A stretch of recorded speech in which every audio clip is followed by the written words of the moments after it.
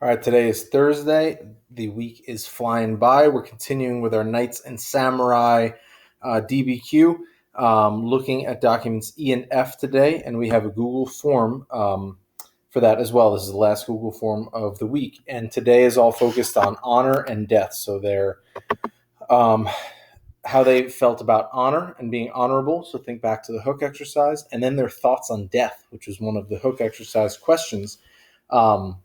Like, is it okay to admit that they're afraid? And you're going to see some similarities here today.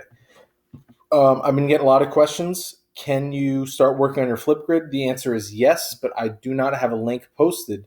You won't see the link until Friday because that is Friday's attendance. So if you're continuing with the Armory poster, continue doing that. Remember to look at my requirements on the next slide. Reference 3 documents can be hand-drawn or on Google Slides. If you're doing a Flipgrid, you can write your script and you can practice it. And then on Friday, when you see the link, you can just recite it really quick and be done with it. And then if you're working on choice C, you can obviously write your essay and do that, answering the question where the similarity is greater than the differences. Okay. So today we got the Code of Bushido and the Code of Chivalry. The sources are document E and C, and the source for document E is Yamaga Soko, The Way of the Samurai, the 1600s. So we're looking at a primary source. And then Sir Thomas Malory, Lamont d'Arthur, circa 1470. And circa means about or around. They're not sure. So we are moving in CE. That means Common Era. That means the era we are in now. So 1470 is before the 1600s. Okay. So the Code of Chivalry came out before the Code of the Samurai, which is Bushido. Okay. So chivalry is earlier than the samurai Bushido. Note, both Japanese samurai and European knights were expected to abide by a code of honor. In Japan, this code came to be called Bushido. In Europe, a similar code developed that is generally called the Code of Chivalry. The Code of Bushido. The business of the samurai consists in discharging loyal service to his master if he has one, in deepening his fidelity or loyalty in association with friends, and in devoting himself to duty above all. However, in one's own life, one becomes unavoidably involved in obligations between father and child, older and younger brother, and husband and wife. The samurai confines himself to practicing the way. Should there be someone who transgresses, does wrong against these moral principles, the samurai summarily punishes him and thus upholds proper moral principles in the land. Outwardly, he stands in physical readiness for any call to service, and inwardly, he strives to fulfill the way. Within his heart, he keeps to the ways of peace, but without, he keeps his weapons ready for use. Note, not all samurai had masters. Masterless samurai were called ronin and could be a problem. So you're going to be asked the question, who would he choose? Who would he choose if he had to choose between family or his master? And it says it right here. In business of samurai consists in discharging loyal service to his master if he has one, in deepening his loyalty and association with friends, and devoting himself to duty above all else. And his duty was to his master.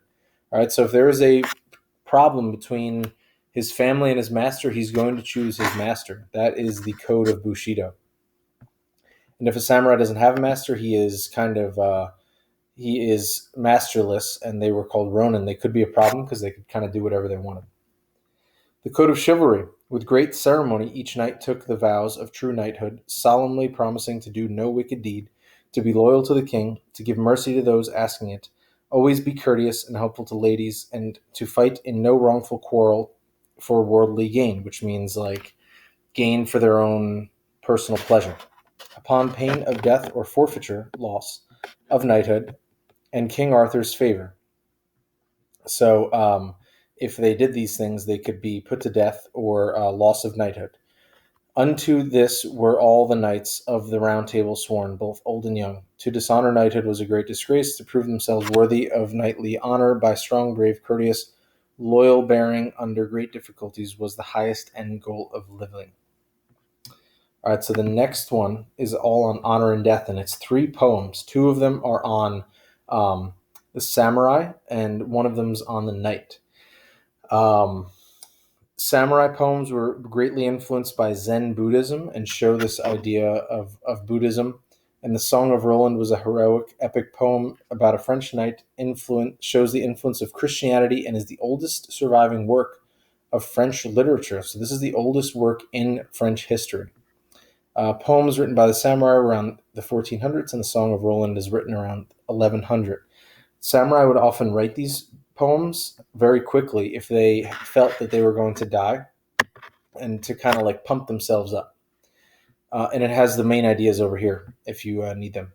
So, samurai death poems. One day you are born, you die the next. Today at twilight, autumn breezes blow. So, really, it's kind of like death is not that noteworthy, and death is nothing to fear because it's just a part of life and it's not that big of a deal. The next one, had I known that I was dead already, I would have mourned the loss of my life. So that idea is kind of similar, meaning like life is death. And this is a very Zen idea.